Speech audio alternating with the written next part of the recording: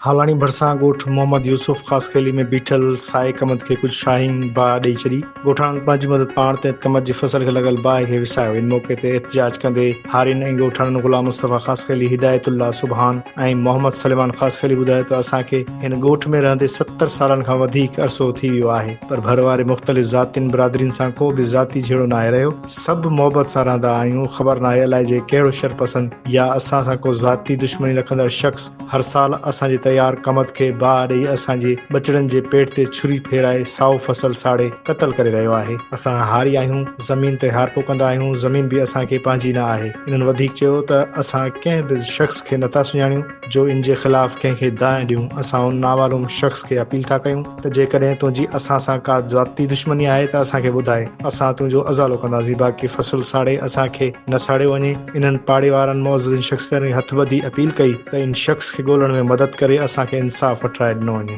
हिन वक़्तु आउं हालानी भरिसां ॻोठ मोहम्मद यूसुफ ख़ासकैली में बीठो आहियां, जिथे हारिन जे तयारु फसल खे को शाहींग माण्हू बाहि ॾेई साड़े विया आहिनि।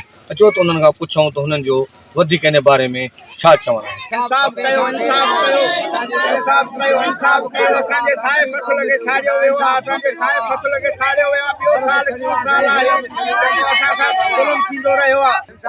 इंसाफ़ कयो, इंसाफ़ कयो, इंसाफ़ कयो। जीअं असां हिन ॻोठ में 50 साल खां वधीक अरसो थियो आहे। हिन एरिया में को बि 2-3 ज़ातियूं वेठल आहिनि। कंहिं सां बि दुश्मनी या पंहिंजे क़ौम वारे सां कंहिं सां दुश्मनी हुजे त उहो असां सां साम्हूं अचे। हीअ असां सां ज़ुल्म न करे असांखे पूरे साल जो फसल तयारु करे जॾहिं कयूं था उहो बाहि ॾेई हलियो थो वञे। कहिड़ो असांजे पापलांद जहिड़ो बि अथसि उन जे लाइ अची असांजे साम्हूं थिए त बाबा तूं हे ॾोह आहे तो में पोइ जेको आहे असां ॾियण लाइ तयारु आहियूं। असां सां ख़ुदारा इहो ज़ुल्म न कयो वञे, असां सां इंसाफ़ थियो वञे। असांखे उन्हनि जी मदद आला अख़्तियारनि जी खपे जीअं असांखे उन माण्हूअ जी ॻोल्हा में असांखे मदद ॾियनि। साईं असांजो फसल सड़ी वियो आहे कमंद, छो त असांजे हितां 50 साल जा वेठल आहियूं हिते। जीअं त असांखे सालो साल 3 साल आहे त बाहि ॾियो थो वञे। हिन ई सालनि में माना हिन ई महीननि में बाहि ॾियो थो वञे। जेके असां उनखे अपील था कयूं त जेको तोखे करिणो आहे तूं असांजे आम्हूं साम्हूं कर, असां सां कर, असांजे फसल सां वेर न विझ। असांजो बचनि जो गुज़ारो आहे इहो। असांजे आम्हूं साम्हूं अचे, असांजा उहो वेड़ो त विढ़णो अथई त सिधो असां सां वेड़ो अचे। बाक़ी असांजे फसल खे न साड़। असांजे 12 महीननि जो पोरियो आहे, इन जी गुज़ारा।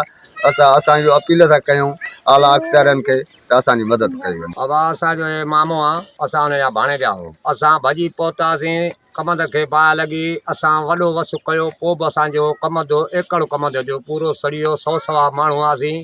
कमंद सॼो एकड़ जो पूरो मुंडो जो मुंडो साबित सड़ी वियो। वस वॾा कयासीं। दुश्मनी आहे कहिड़ी बि आहे असांजे मामे सां, उहो साम्हूं अची असां सां ॻाल्हि करे त असां मामे खां पाप पाणी जो वठी ॾियूंसि। असांजो मामो आहे, उहो ग़रीब आहे, मिसकीन आहे, बचनि जी रोज़ी आहे। 12 ई महीना हिन ॿनीअ में आयासीं। ॿनी बि हुनखे हारपो आहे पराए बदर साहिब मेमण जी।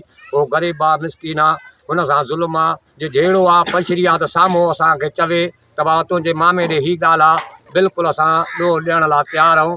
ख़ुदारा असां सां इंसाफ़ खपे। असांजे मामे सां वॾो ज़ुल्म आहे। पर सड़ियो आहे, 3 साल सड़ियो आहे, हेलब सड़ियो आहे। दुनिया खे ख़बर आहे। हर मुल्क जो माण्हू अची बाहि विसाई आहे, कई आहे। पूरो एकड़ कमंद सड़ियो आहे। नाज़रीन, जीअं तव्हां मोहम्मद यूसुफ ख़ासकैली ॻोठ जे हारिन जूं ॻाल्हियूं ॿुधियूं, हुनजो इहो ई चवणु आहे त असांखे 50 साल खां मथे अरसो थी वियो आहे हिन ॻोठ में रहंदे। ऐं आस पास में जेके बि क़ौमूं ऐं ज़ातियूं रहंदियूं, असांजी कंहिं सां बि का दुश्मनी न आहे।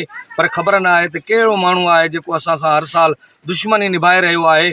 असां उनखे बि अपील कंदासीं त असां जेकॾहिं तव्हांजो को पाप पाणी जो रहियल आहे त उनजो हिसाब किताब ॾियण लाइ असां तयारु आहियूं। ऐं असां आला अख़्तियारनि खां घुर था कयूं त असांखे जेको आहे सो ही बाहि में जेको ॾेई वियो आहे शख़्स, उनजी ॻोल्हा करे ॾिनी वञे। जी।